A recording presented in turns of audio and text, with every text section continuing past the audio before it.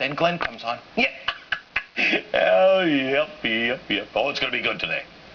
While the president was hosting an iftar dinner for Ramadan, by the way, my apologies. I didn't even know Ramadan was happening, so I didn't get you a present.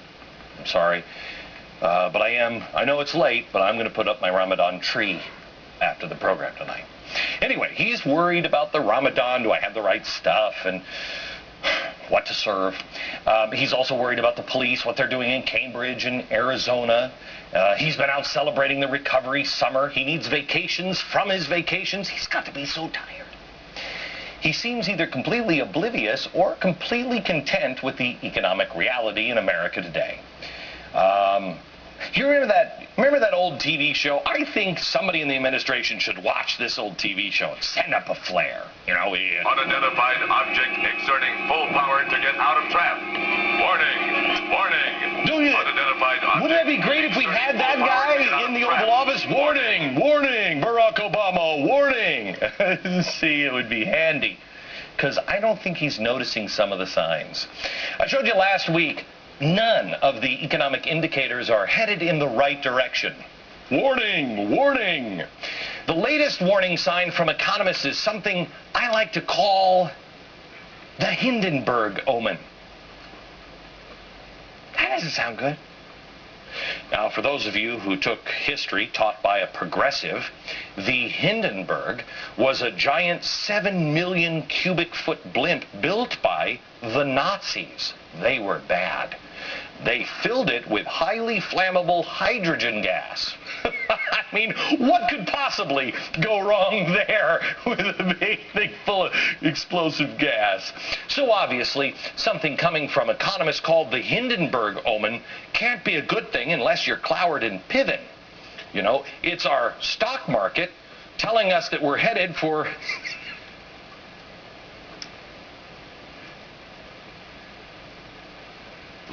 The Hindenburg omen serves as a technical indicator of impending stock market crashes. Well, we met the requirements for a Hindenburg omen on Friday. Yeah, he was having a Ramadan dinner while these things were happening. You see, there's about 5 of these things are very technical, and I don't want to bore you with all the details. Looking back at history, the probability of all these things happening means that there is a market move greater than 5% to the downside after a confirmed Hindenburg omen. That means we're going to have a market go down at least 5%, and the chances of that, with all of these things happening, is about 77%.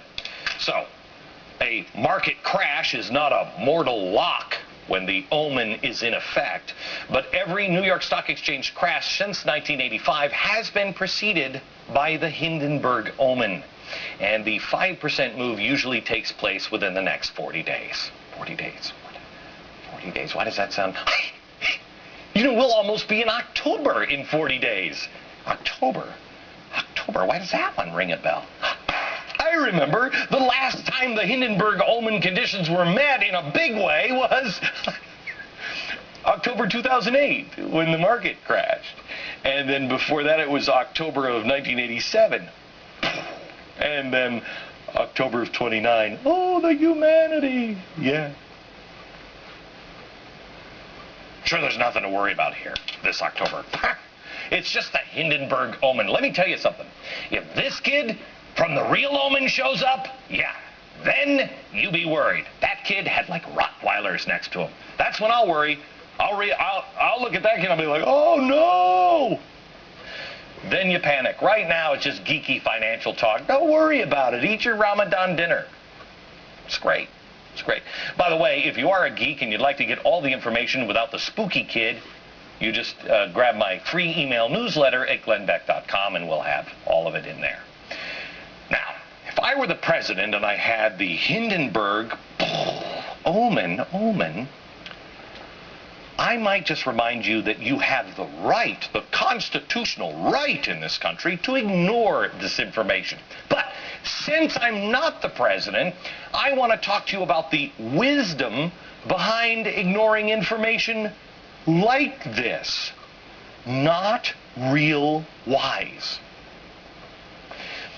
talked to you before about the perfect storm that has been brewing globally. The best way to describe it is that there are many different forces and factors all working against America simultaneously. All of these things we have beaten in the past, but I don't think that we've ever hit all of them at once and survived. At some point, the storm is going to wash ashore, and there'll be nothing we can do about it if we haven't already battened down the hatches. I want you to come with me. Come to Jamaica. Let's talk a little storm here. Come to Jamaica. Everything is airy. Look at the perfect storm. And I want you to ask yourself, hey, what solves this? Does an election in November solve all of this? Does the president? Does the Tea Party movement solve all of this in November? Let's look at them one at a time. Number one on the list, the Middle East. We have more on this coming up in a little while. Kind of spooky stuff happening in the Middle East. Iran getting closer to confrontation with Israel. Another flotilla is headed out soon. Tensions are heating up with Lebanon. And Obama, surprisingly, hasn't healed America's image as promised. Shocker. America is still hated by all of these people. Who saw that one coming? Now, what's really nice is we used to be liked by this country, but now I don't think they like us too much, and we apparently don't like them. So, may I ask, the Republicans controlling the House suddenly in November, is it going to solve this one? I don't think so. Next on the list, the economy. Again, let me remind you where economists are saying we're headed right now. It's great. You keep hearing all the talking heads babble on the street that, oh, everything's good, it's going to be... Now, I actually heard them on TV today scratching their heads because they say, all of the businesses and the banks and the financial institutions, they're all doing really well. I don't understand what the problem is. Because America isn't just a collection of companies. America, get this, people, individuals, we the people. And right now the people kind of suck. The companies are doing fine, sure they are. But are the people? The companies are doing fine in China. Is everything fine and dandy with the people there? No. I mean, besides the fact that they have about 500 million people below the poverty line and that whole kind of kitschy one-child policy. I mean, what's not to love about that? Companies are doing well, but are the people in China?